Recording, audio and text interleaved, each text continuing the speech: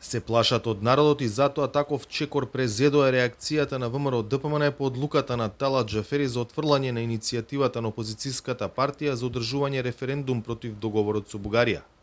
Потегот на собранискиот спикер го сметаат за незаконски. За сега нема најави како ќе одговори партијата и кои чекори ќе ги преземе. Само велат дека одговорност ќе има. Работа на председател на собрание не е да толкува устав, тоа е работа на Уставниот суд. Отфрмање на иницијативата за референдум е поради измислени и противправни причини. Каква иницијатива да поднесе ВМРО ДПМН или независно граѓани или кој да сака, они ќе најдат некоја пречка или причина или точка или запирка се тоа да го спречат. И како што видовме во ова соопштение што го даде Талат Џафери. Но органите на партијата ќе заседаваат, ќе разговараме за сите правни дилеми, ќе разговараме и за натамошни чекори, секако за секоја одлука преми вас ќе ви известиме. Видете, ние многу пати во минатото доставуваме кривични пријави, тие веднаш се отфрваат бидејќи имаме држава со заробено судство, но ова не застарува и секако дека одговорност за ова ќе има.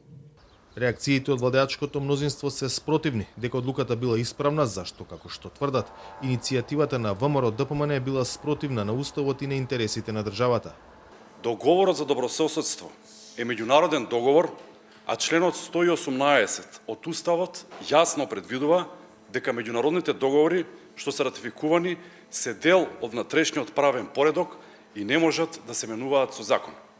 Затоа што според уставот прекинување на правно действие значи менување. Тоа го знаат и во ВМРО ДПМН, па затоа вчера цитира погрешен член 24 од Законот за референдум, кој се однесува на консултативен референдум, а не на задолжителен, како што бараат во нивната иницијатива. Очигледно е, Мицковски намерно ја има смислено и поднесено ова иницијатива на правно неиздржан начин, спротивно на македонскиот устав. Втората по големина партија во владината коалиција, ДУИ, ја повикува опозицијата на конструктивност и запирање на, како што ги нарече, иницијативите насочени против ЕУ интеграциите. Кога се работи, моje мислење, за државни интереси, стратешки државни интереси, за стратешка определба на државата, да се занимаваме со дневни популистички одлуки и политики, навистина е крајно сериозно. Но размислете за последиците.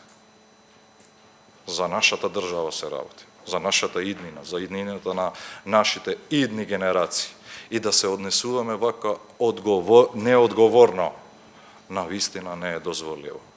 Отфрлањето на иницијативата на ВМРО ДПМН отвори јавна дебата меѓу дел од експертите. Поранешниот председател на Собранието Тито Петковски во изјава за медиуми вели дека Џафери требал да дозволи Собранието да се произнесе за иницијативата, а не сам да ја носи одлуката. Поранешниот професор Темел Користевски пак смета дека самата иницијатива на ВМРО ДПМН била недопуштена.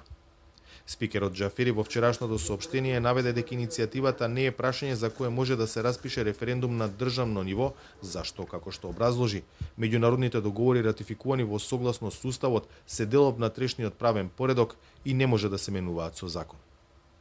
За Гласот на Америка, од Скопје, Владимир Мирчевски.